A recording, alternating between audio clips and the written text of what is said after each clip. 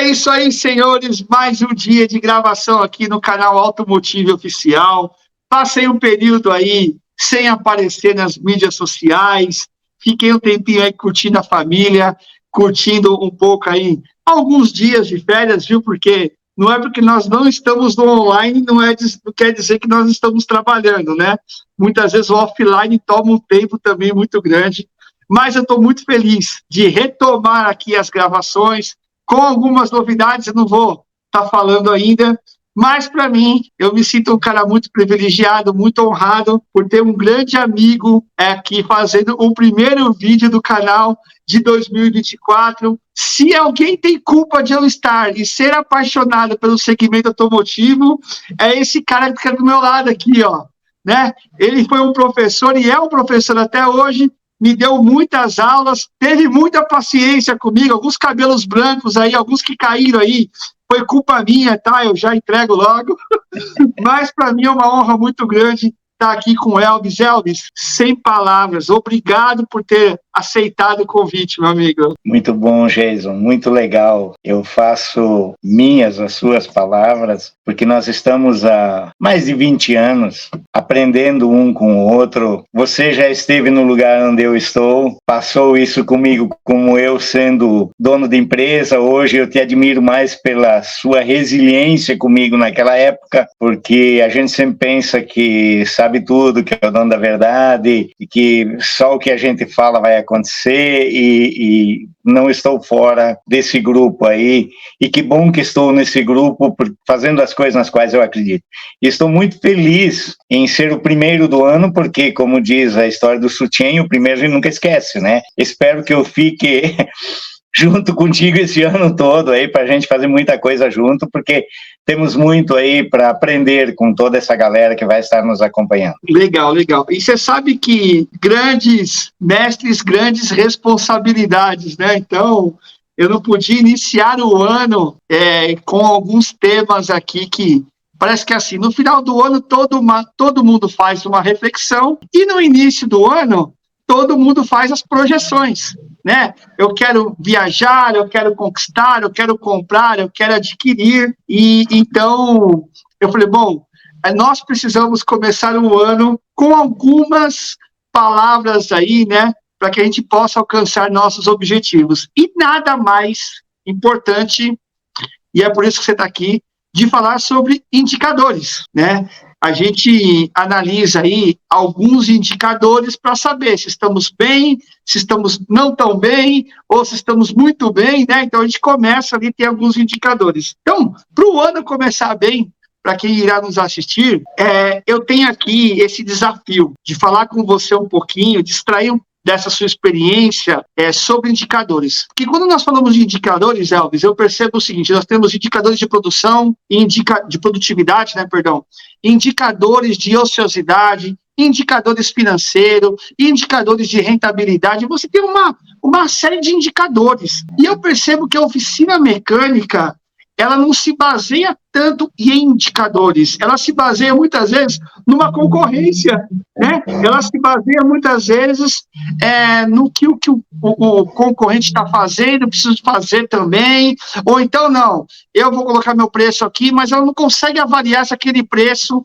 ele tem, né, ou o valor disso está de acordo com o mercado. E aí eu queria já fazer a primeira pergunta logo de cara, né? Por que o indicador ele se tornou o protagonista da oficina mecânica nesse mercado tão competitivo, Elvis? Olha, um indicador só não fala por todo o resultado de uma empresa. Sempre é mais de um somado, é quase como um acidente de avião, nunca é uma coisa só, são várias coisas que somadas naquele momento fazem acontecer o resultado. Então, se eu for simplista a ponto de dizer que é só um, às vezes eu consigo medir o resultado, por exemplo, financeiro da empresa, eu consigo medir num óbvio, lógico que dá. Mas quando eu vou entrar um pouquinho mais nessa análise, eu vejo que algumas coisas influenciaram positivamente ou negativamente para aquele resultado acontecer, e eu sou obrigado a tomar uma decisão não só em cima daquilo que eu vi, eu preciso tomar uma decisão baseada em outros indicadores. Então, a gente tem um conjunto de indicadores, mas tem alguns que são soberanos aí para a gente começar uma conversa. Eu e você começamos essa live aí baseado num indicador de um terceiro, e isso é o bacana.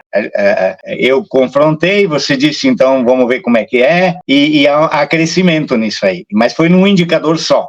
Mas tem que tomar um pouco de cuidado para a gente não tomar ele assim como absoluto e só olhar ele. Para chegar no indicador que nós vamos colocar aí, eu tenho uma série de outros indicadores para chegar lá. Para que eu consiga ter um indicador bom, eu tenho que ter dentro da empresa uma confiabilidade de dados. Nessa época de não querer usar papel, mas é muito complicado ter confiabilidade de dados sem papel, porque assim como o papel aceita tudo, o computador também aceita tudo, tá? Então eu tenho, são de novo duas coisas aí que a gente precisa olhar, né? Nem uma tá certa, nem a outra tá certa, mas a confiabilidade de dados ela tem que ser correta, e para eu olhar se é confiável ou não, eu tenho que ter alguma coisa impressa com data, hora, e possível ser auditada fora do sistema. Eu preciso disso. Mas o indicador que você estava falando aí, e acredito que nós vamos chegar lá, que é o indicador que é o seguinte: terminou o mês, terminou o ano, terminou o dia, terminou a hora, o que sobrou? Nós já numa outra live já conversávamos sobre isso. Daquela época para hoje já houve uma evolução muito grande. Já alguns indicadores que o pessoal acompanhava lá, hoje eu já vou dizer que é possível fazer melhor. Olha que coisa fantástica. Números e percentuais que eu colocava lá hoje, eu já posso dizer, é possível melhorar. E se talvez nós fizermos essa live daqui a um ano, eu possivelmente vou dizer assim, é possível fazer melhor. Por isso que eu não meço ociosidade, eu meço produção. Porque eu sempre olho para a parte cheia do copo. Eu nunca olho para a parte vazia. Ela existe, ela está lá, mas eu vou olhar a parte cheia, porque eu não quero olhar para o problema, eu quero olhar para a solução. Então, é nessa linha aí que eu queria chegar com você. Vamos imaginar que o ano começou agora, janeiro começou, nós estamos no dia 17, mais alguns dias aqui, mais uns 13 dias aqui, é final de janeiro, né? E o cara viu que a oficina dele estava lotada, que o pessoal saiu de férias ou vai ainda sair de férias, então as oficinas estão cheias, isso é uma verdade, né? Eu tenho conversado com algumas oficinas mecânicas no decorrer de janeiro, dezembro foi bom, janeiro foi bom, e isso pode permear até um pouquinho fevereiro e março, porque tem aí o carnaval ainda, né? E aí o pessoal começa a curtir isso daí, e fazer as manutenções, enfim. Então, o pessoal não vai comprar carro novo por causa do IPVA, né, que está caro. Então, tem uma série de vertentes aí. O pessoal vai estar trabalhando em cima disso. E qual dos indicadores que você avalia, quais seriam os melhores indicadores para se ter uma análise? Vamos supor, olha, eu sei quantos carros entraram, eu sei o quanto eu faturei, eu sei o quanto eu gastei. Nós podemos dizer que isso aqui é um indicador, né? São 3 indicadores, é isso, né? Isso. Só que você colocou 2 ambientes. Você colocou um ambiente de competência, que é enquanto eu estou aí fechando ordem de serviço e analisando uma ordem de serviço fechada. E eu há pouco falava do ambiente de caixa, que é o resultado final. Olha que como é rico a gestão, né? Nós, sem querer, chegamos nos 2 temas que é comum o proprietário da empresa ou o cara responsável misturar esses 2 ambientes. É a coisa mais comum do mundo, quando eu chego em uma consultoria, o cara não tem nenhum nem outro. Ele mistura os 2. E aí você olha, bom, separar isso é mexer em cultura. Então, quando você fala em ordem de serviço, em fechar, boa, ambiente de competência. Se eu tenho um ambiente de competência bom, eu tenho a possibilidade de ter um ambiente de caixa bom. Fechei uma ordem de serviço por 10 mil, dividi ela em 5 vezes, nos próximos 5 meses eu vou receber 2 mil por mês. Ambiente de competência é a hora que eu fechei, faturei 10 mil, ambiente de caixa é a hora que entra. Entrou 2 mil, mas antes disso eu paguei todo o salário, paguei todas as peças, paguei os impostos, entendeu? Por que um indicador só, ele é complicado? Tem alguns que são conclusivos. Se eu for lá no ambiente de caixa, no meu plano de contas, e olhar lá que entrou 100 mil reais, sobrou 40. Olha a afirmação que eu estou fazendo aí. Entrou 6, sobrou 40. Eu estava dando um treinamento mês de novembro e tinha um camarada no meio da do treinamento, que se eu quero ver como é que faz para sobrar 30. E aí eu falei no treinamento que era possível fazer 40. Ele subiu na mesa, né? Mas quando a gente foi ver que não é quanto ele fatura, e sim quanto como ele gasta, que estava no gasto o problema, ele saiu de lá com o resultado que ele veio buscar. Esse ano, possivelmente, vai fazer sobrar lá seus 20, 30, 40, depende muito do quanto a gente se bloqueia nisso. Eu ganho aquilo nas coisas, ou seja, eu ganho a quantidade de dinheiro que eu acredito que eu mereça ganhar. Está no meio do processo. Mas quando a gente chega numa oficina e diz tem a possibilidade de sobrar 40, a grande maioria das pessoas que estão assistindo a live vão dizer, mais um falando bobagem. Bom, esse é meu mundo, em algumas empresas eu consigo, e tem empresas que só se consegue 20, por N razões. Começam nas crenças, começa no endividamento que era grande, então tem uma série de coisas, de fatores, de novo, indicadores que a gente tem que discutir. Mas se nós dois formos começar com uma coisa positiva, a oficina mecânica, com uma boa gestão, ela pode sobrar 40%, tá, gente? Então esse é um indicador. Depois de tudo pago, inclusive o prolabore dos sócios. Aí só não está a participação de lucro, não está aí no meio. Mas a retirada, o salário, 13º, tudo que você imaginar aí, pagamento do consultor, está no meio, né? É possível trabalhar com 40%, só que, de novo, tem que saber trabalhar esses indicadores que nós vamos falar aqui, porque eles são de uma enormidade. Eu vou dar alguns, os quais eu me norteio, mas eu olho todos os outros. Eu não fico olhando somente um. Eu fico vigiando o tempo todo o plano de contas. Mas eu tenho que ir lá no ambiente de competência, porque se eu não cuidar do meu ambiente de competência, eu não consigo ter um ambiente de caixa bom. Então, é no ambiente de competência que eu construo, é no ambiente de caixa que eu resolvo. E tem um ambiente, antes do ambiente de competência, que é o ambiente de orçamento, que pouca gente dá o devido valor a ela, que vale uma conversa, quando não for indicador, vale uma conversa de como buscar resultados, não como medir resultados. Nós estamos falando hoje de medir resultados, e vamos procurar nos ater nisso, porque senão eu me emociono aí, nós vamos acabar essa live às 9 da noite. Eu fico pensando o seguinte, estava fazendo aqui algumas linhas, né? Então, você tem ambiente de caixa, ambiente de competência, e antes desse, você tem o ambiente de orçamentação, né? Que é você saber colocar valor, né? Preço naquilo que você está ofertando. Dessas 3 competências, que elas são indicadores, né? Se tem uma boa gestão, você sabe cobrar direitinho, analisar fluxo de caixa, tal, tudo mais.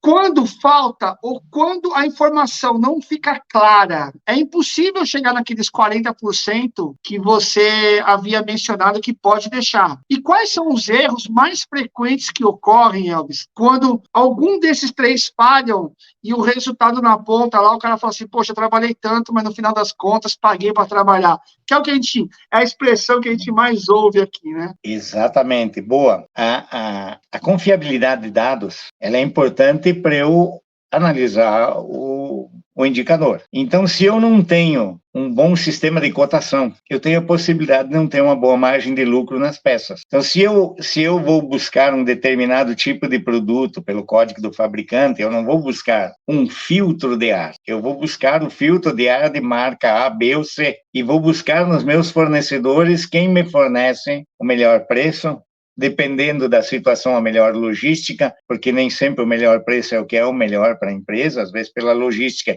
e a situação está armada ali, você precisa de rapidez. Agora, isso não impede de eu trabalhar a minha margem de lucro daquele produto. Desde que eu tenha estipulado, eu vou trabalhar com margem de lucro enquanto no óleo, no filtro, no sistema de transmissão, no sistema de suspensão, no sistema elétrico, qual é a minha margem de lucro numa bateria, qual é a minha margem de lucro numa lâmpada, qual é a minha margem de lucro no motor de arranque. Então, eu tenho que ter isso definido antes de eu começar a fazer um orçamento, porque eu vou buscar as peças, se eu sei qual é a margem de lucro que eu preciso para que sobre esses 40%, interessante, né? Porque eu não posso aplicar a mesma margem de lucro num produto super conhecido, como é o caso de uma bateria, de um amortecedor, e de um coxim que está no amortecedor lá, que ninguém nunca ouviu falar.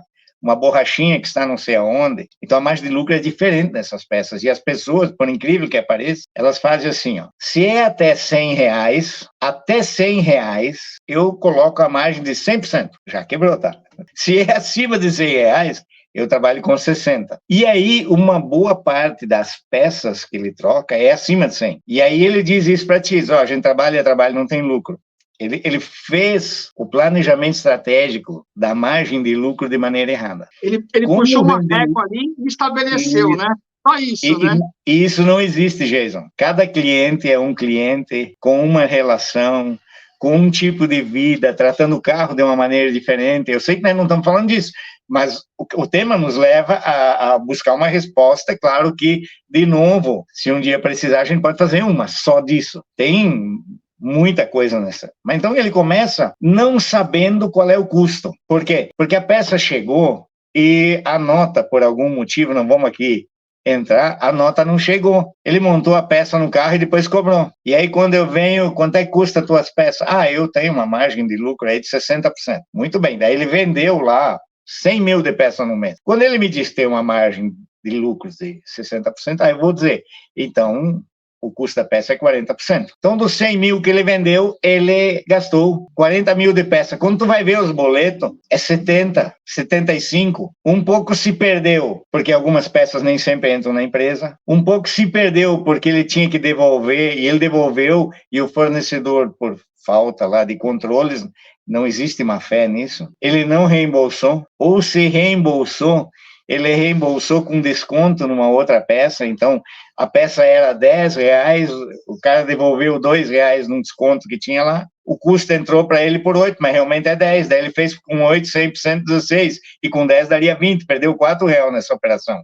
Entendeu como é fácil de se perder nessa confiabilidade de dados? Então, quando você começa a olhar, entrou tanto de peça, entrou tanto de estopa, tanto de thinner para limpeza, tanto de papel higiênico, enfim, caneta, todas essas coisas, quando você começa e coloca isso na sua gaveta, a gaveta da administração lá, papel, caneta, né? Na gaveta do imobilizado, o scanner que ele comprou. Na gaveta do financeiro, o percentual que o cara que pagou ele no cartão vai ser descontado, como isso é extremamente repetitivo, isso é um tomo no final do ano. Tu pensa num cara de 4 milhões de faturamento que paga 11% de cartão, e não é difícil de acontecer, tá? É só ele vender os cartões. Se foi o lucro da empresa, foi ali. Quando que ele deveria de pagar 1,5, dependendo de como é que é a operação, ele paga 11. Mas nós estamos falando de 4 milhões e acontece, eu pego empresa de 4 milhões de ano de faturamento, onde o cara vive para pagar boleto e empresta dinheiro para completar quando falta, e eu chego.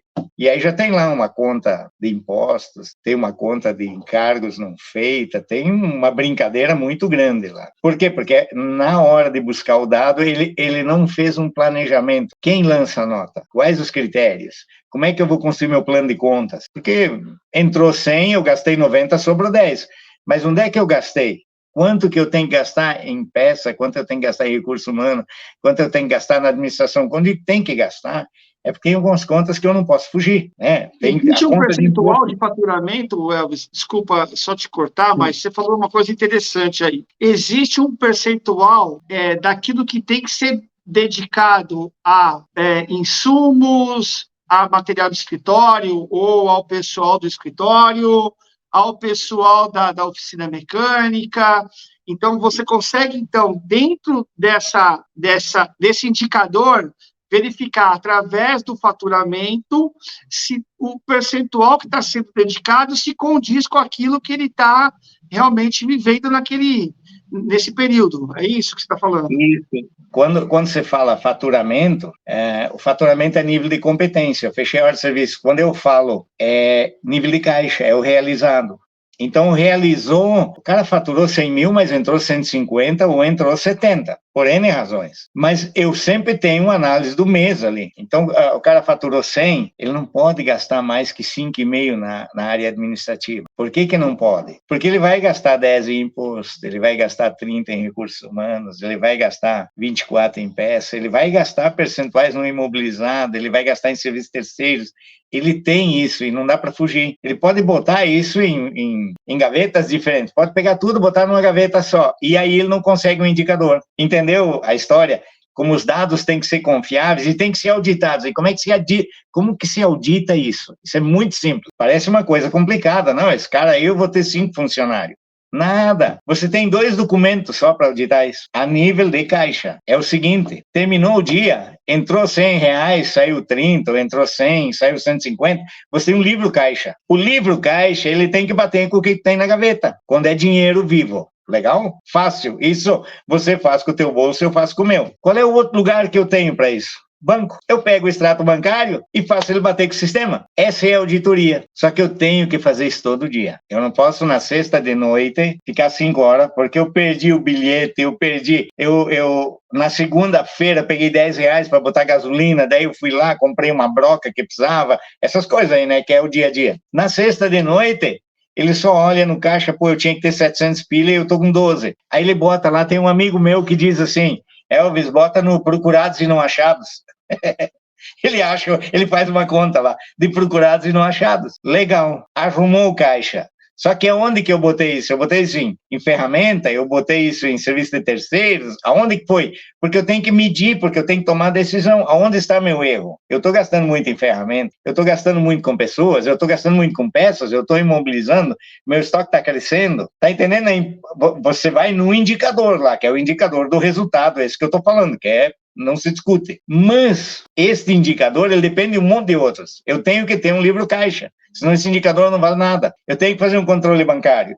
Bom, e aí, quando eu tenho que fazer esses dois, eu tenho que ter contas para colocar. Isso é um indicador de caixa. Nós vamos falar de competências, de produção, umas coisas muito bacanas. Vamos avançar. Nós começamos pelo caixa, que talvez seja a dor de todo mundo. Mas como chegar no caixa? Vamos avançar nisso. Não sei se até agora eu estou conseguindo responder corretamente o que você está buscando. É que, na verdade, é assim, ó. Eu estou fazendo aqui o papel do dono da oficina, tá? E aí eu entendo que você também, até porque você já teve oficina mecânica, já sentou do outro lado, sabe como é que é fácil se perder e as suas colocações são muito claras.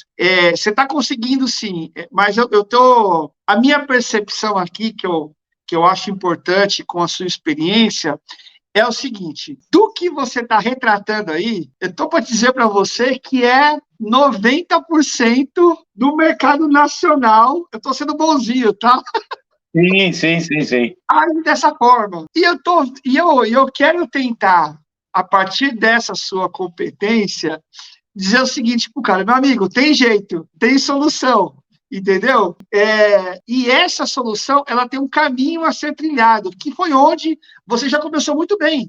Você já foi direto no caixa, que é a dor do cara, né? É onde ele sente ali Pô, já pensou, chega no final do dia, o cara tem conta para pagar, mas não tem dinheiro para pagar. O que eu faço? Vou adiantar lá o cartão. Mas por que você vai adiantar o cartão? Né? Alguma coisa se perde. Eu estou aqui dando diversas ilustrações aqui. Então, o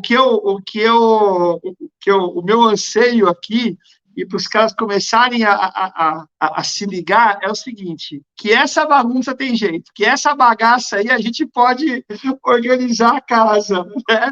E começa pelo caixa. O caixa utilizando as regrinhas, que foi exatamente essa que você falou, a auditoria. Todo dia tem que auditar.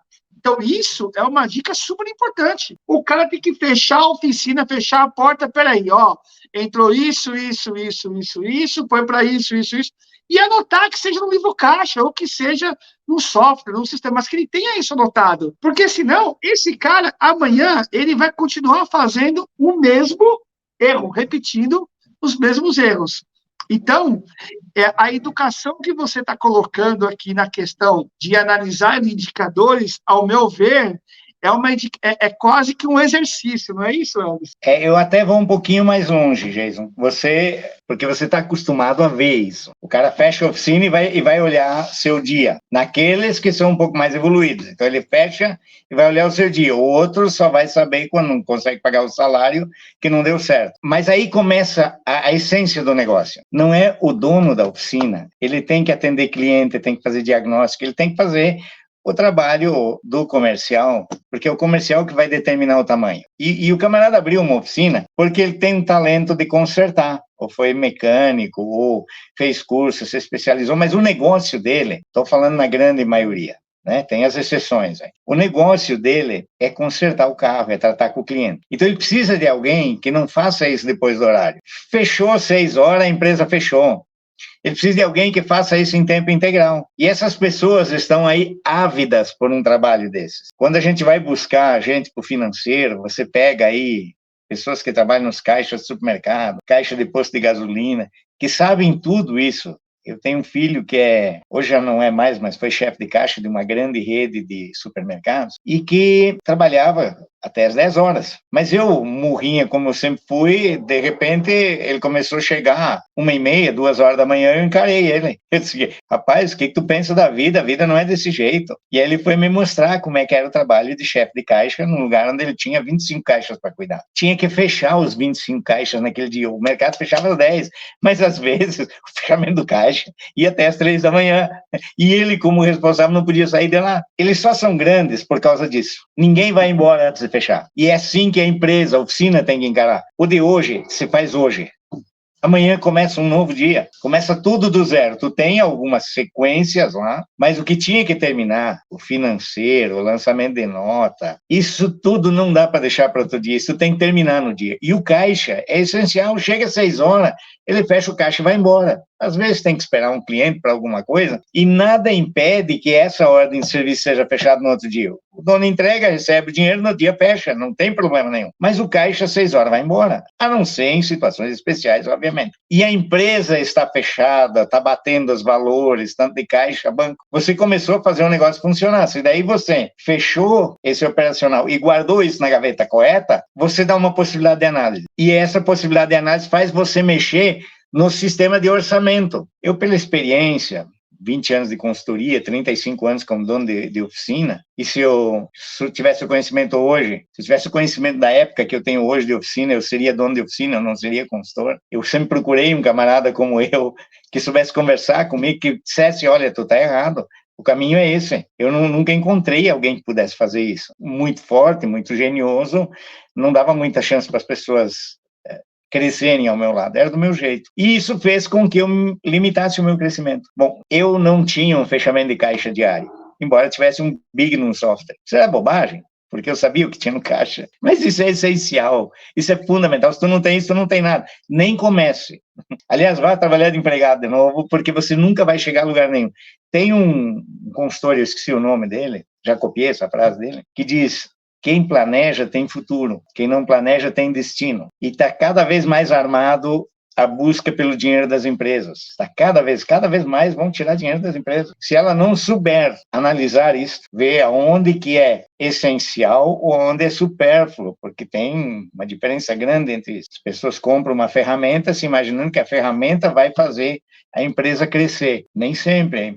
A ferramenta presta diagnóstico, melhora alguns processos, mas diminui o faturamento. Tem que entender isso, né? Se olhar que uma ferramenta vai aumentar o faturamento, você tem que saber colocar valor na tua hora, senão a ferramenta vai te tirar faturamento. Então, a gente volta de novo lá para o orçamento. Quando eu vou fazer um orçamento, a palavra diagnóstico, ela tem que estar presente, sempre, porque eu sou uma empresa que faço muito diagnósticos, em cima desse diagnóstico eu faço um orçamento. Se eu for assertivo, eu tenho sucesso. Se eu não for assertivo, eu tenho reclamações e lamentações. Esse é o caminho, né?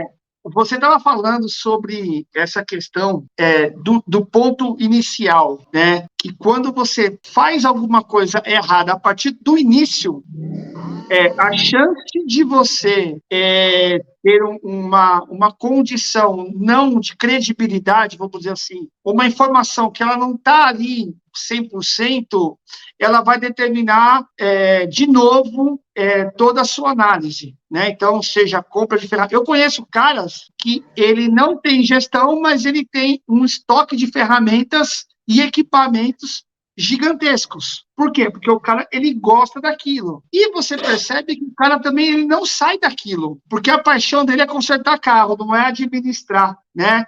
Então, e a gente começa a perceber que, eu acho que o organograma, né? Ou seja, colocar cada um na sua posição e exigir que essa pessoa cumpra com aquilo que ela está ali, né, fazendo, se prontificando a fazer, ela também é importante. Passando esse estágio de caixa, elaboração de orçamento, o cliente aprovou, nós fechamos o caixa no dia. Como é que eu consigo prever metas e objetivos? Vamos enriquecer um pouquinho a tua colocação aí. Nós estamos falando de indicadores, né? Vamos dar 2 indicadores para todo mundo que está nos olhando poder ganhar muito dinheiro com oficina. indicador de construção de um valor financeiro que vai pagar a conta da minha empresa. Legal? Eu tenho duas maneiras de olhar isso, e quando eu olho isso e comparo esses dois, os números finais são muito próximos. Tem que sempre contar assim, ó, cada técnico tem uma maneira de encarar o trabalho, que é um pouco de como o dono encara. Um dos maiores desafios é trabalhar com a essência da oficina, que é a relação de confiança, e algumas pessoas confundem relação de confiança com não trocar peça. Isso é normal acontecer. Na minha época, era uma vergonha a gente trocar um pé de carburador, nós tínhamos que embuchá-lo. Eram outras épocas. Eu nunca, na minha carreira de mecânica, troquei um carburador, mas eu passei muitos em lixa com vidro, porque era vergonha trocar. Hoje eu vejo que tivesse trocado alguns, eu teria favorecido os clientes, pelo tempo que eu trabalhei nesses carburadores. Mas é mudança de crenças. Mas vamos voltar aos dois indicadores. Jason, você vai poder brincar com todo mundo com isso pro resto da tua vida. Faça esse exercício com todo mundo, que você vai ver que o resultado é fantástico. Quando você olhar um cara e ele te disser assim, eu faturei tanto de mão de obra, tanto foi meu custo de peça e tanto foi minha venda. Olha de novo a importância dos dados, né? Estou falando em faturamento, regime de competência, porque quando eu vou para o regime de caixa, esse olhar não é possível. Regime de caixa é um outro olhar de novo. Mas regime de competência é possível. Eu faturei tanto de mão de obra, tanto de peça e tanto de venda de peça. Eu tenho 3 números. Todas as minhas planilhas de avaliação em todas as empresas que fazem consultoria comigo, elas têm que mandar no final do dia esses 3 números. Com esses 3 números, amigo, eu só não sei se choveu lá na cidade.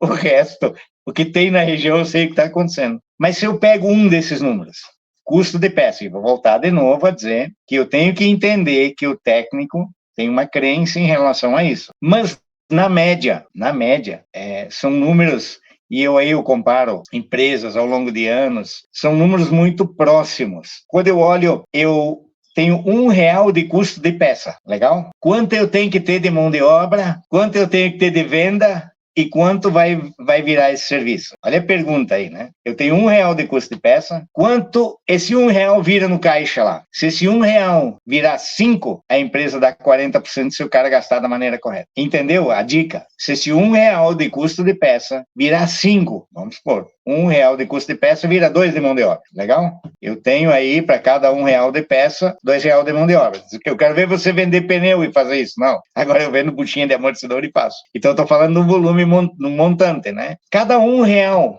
olha a segunda dica aí. Cada R$1 de custo de peça vira 3 de venda. Eu tenho 5 no final lá. E eu tenho 200% de margem. Moleza. As empresas que eu trabalho, todas trabalham para as mais. Eu estou falando do montante. Então, se o cara gastou R$1, vira 5, eu tenho lá no meu plano de contas, para cada R$100 que eu gasto, e essa informação é diferente daquela que nós vimos na outra live, eu tenho R$2 de custo de peça. Então, quando eu coloquei lá, ganhei R$100 mil, entrou. Eu não posso gastar mais que 20 em peça. Mas eu tenho que saber construir esse orçamento, de acordo com cada cliente, de acordo com cada situação. Eu vou ser mais ou menos feliz com relação a isso. Então, esse é o primeiro ponto. Então, eu te dei um indicativo, a partir do custo da peça. Legal? Claro que isso depende, de novo, do grupo de técnicos. Eu tenho lá 4 técnicos. Qual foi a cultura que eu passei para eles? Legal? Então tá, mas isso é um indicativo. O outro, estamos falando de indicadores. O outro, eu tenho R$1 de mão de obra. São os 2 indicadores que são meus. A peça eu comprei, a mão de obra é minha, são meus. A venda é do cliente, essa não é minha. Fica um pouco mais difícil, eu posso fazer a partir da venda, posso. Mas esses 2 estão sob meu controle. Eu posso medir.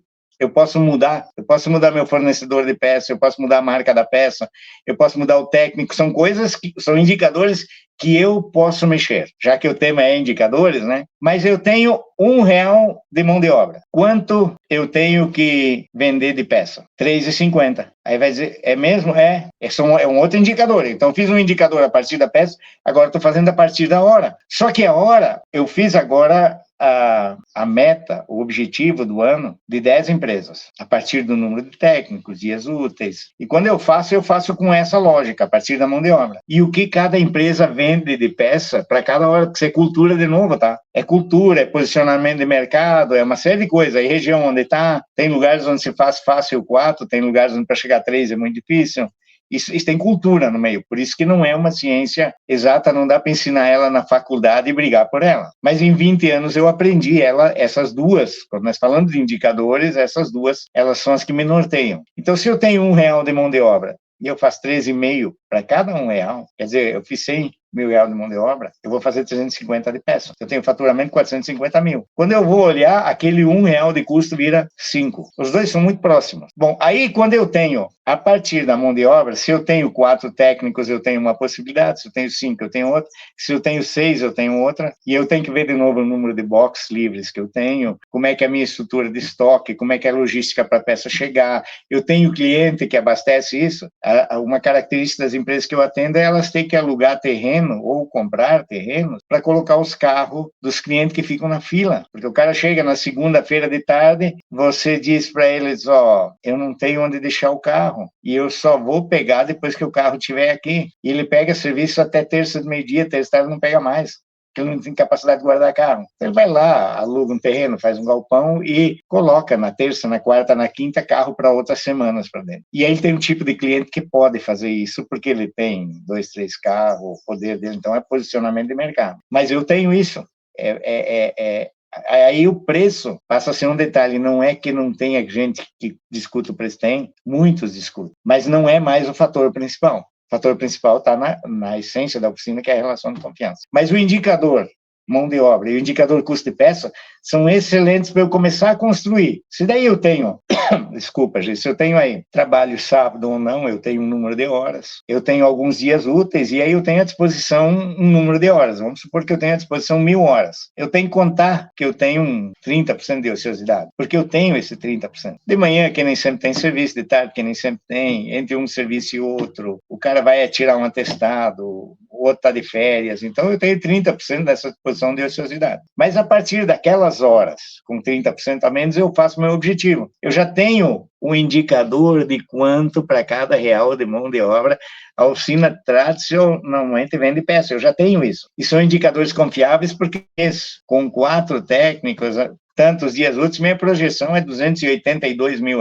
Legal? E aí eu vou instituir um programa de participação de resultado, onde eu vou premiar essas pessoas que atingirem os objetivos. Se a empresa alcançar o objetivo, fulano e fulano ganha. Se o técnico fazer as horas, né? Uma discussão aí, quanto o técnico faz de mão de obra por mês, isso é uma discussão interessantíssima, porque o cara diz para mim assim, meus fazem 12 mil, eu tenho lugares onde fazem 35. E nós estamos 80 quilômetros de distância um do outro, trabalhando no mesmo tipo de carro. Como é que muda essa cultura? Se eu não tenho bons indicadores e confiáveis, e eu vou avançando nisso, porque isso é um trabalho, de novo, de avançar, porque o medo da gente perder o cliente, não colocar valor no serviço, ele talvez seja até maior que o medo de altura, né?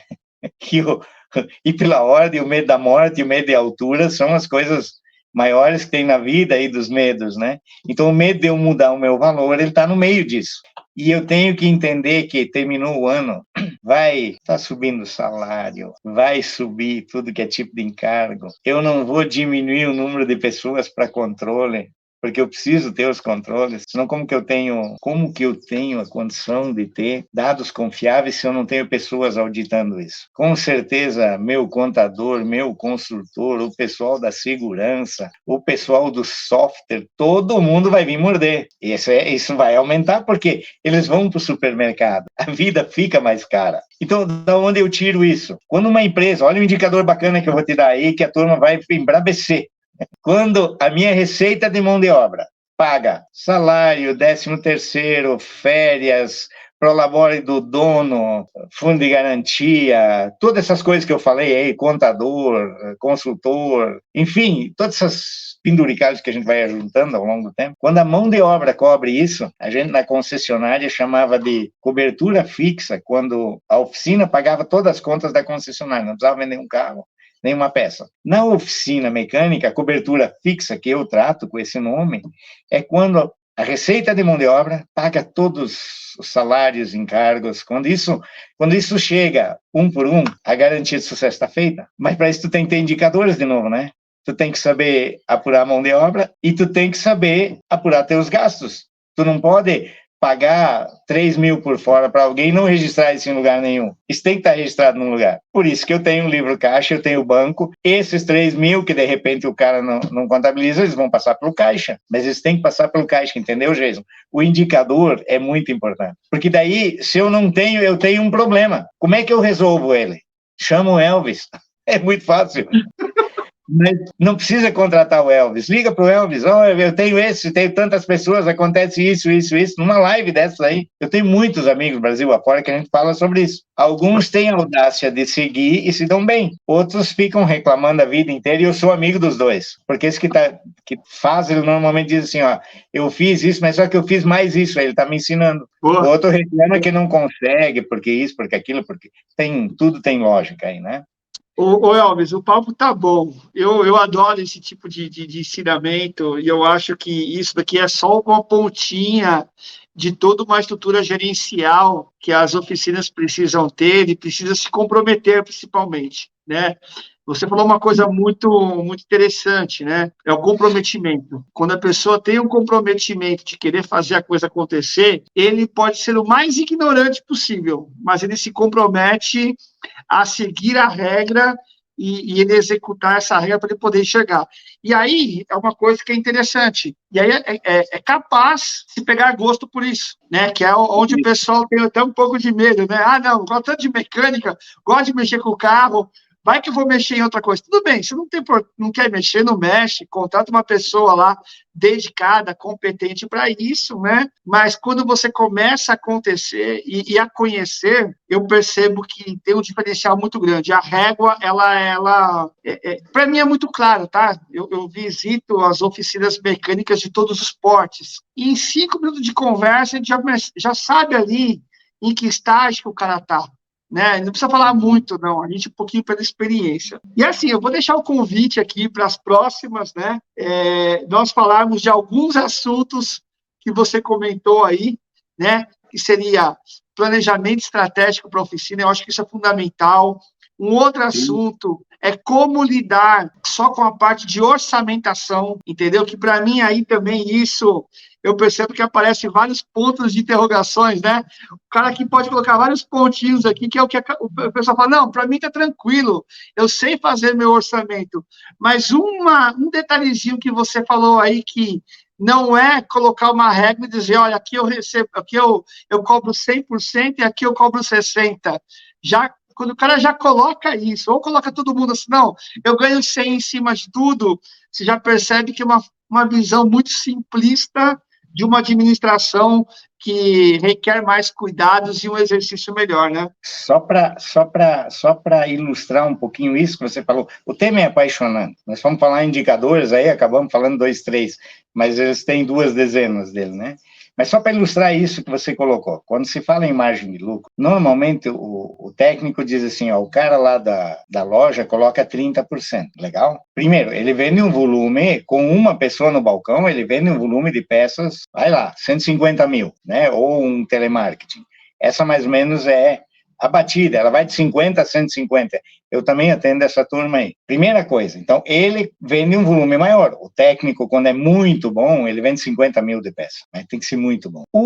E tem um outro problema aí no meio. O camarada lá, quando faz a conta, ele contrata um consultor e o consultor diz assim, quer 30% de margem de lucro? Tá, então vamos ver teu percentual de gasto com administração, com financeiro, com recursos humanos, com imobilizado. E aí, quando ele coloca isso, todos esses percentuais, e ele coloca os 30%, ele pega uma peça de 60 e vai vender ela por 90. Ele colocou lá de 160 a 200%.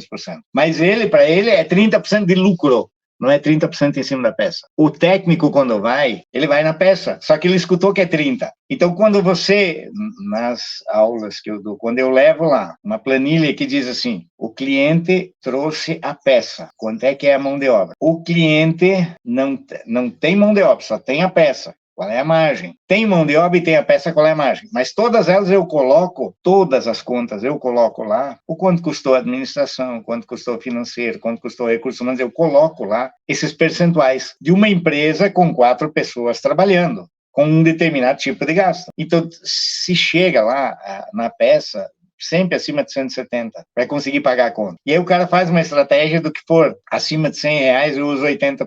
Ele vai deixar alguém sem pagar, ele vai sacrificar alguém, normalmente é ele mesmo. Por isso que diz, eu não vejo dinheiro. Eu não vejo dinheiro porque eu não sei fazer o preço. Eu não sei olhar indicadores, e eu não sei fazer o preço. Não é também só colocar margem em cima, a gente sabe que tem no outro lado, alguém que você tem que entregar alguma coisa por essa margem. Tem que entender isso. É fácil de falar, eu faço e deu. E eu tenho alguém que vai lá e faz o conserto com isso. Essas coisas todas entram na mesma caixa aí, né? Como é que eu faço isso? Por isso que a gestão é tão rica. Nós resolvemos falar de indicadores, mas todos os indicadores nos levam para alguns lugares aí. Eu posso medir o ponto de equilíbrio, que é o que eu falei aí o tempo todo, né? O ponto de equilíbrio é 60% de tudo que entra. Boa, quando tu tem uma empresa assim, show. Eu posso falar do lucro bruto, da margem operacional, do lucro líquido, faturamento por técnico, faturamento por dia, faturamento por carro. Eu tenho indicadores para tudo que é lado, mas todos eles eu tenho que ter dados confiáveis. Se eu não tiver dados confiáveis, toda essa conversa fica vazia. Então, aquele cara que não faz, e não é só fazer o caixa num caderno. Houve uma época que dava para só fazer o caixa no caderno, hoje não dá mais.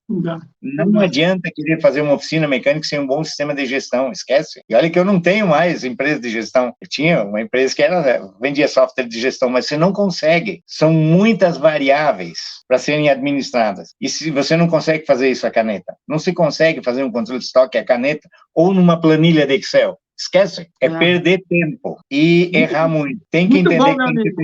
Muito bom, muito bom, muito bom. Eu queria agradecê-lo aí, viu, pela oportunidade. Vai surgir mais aqui, com certeza.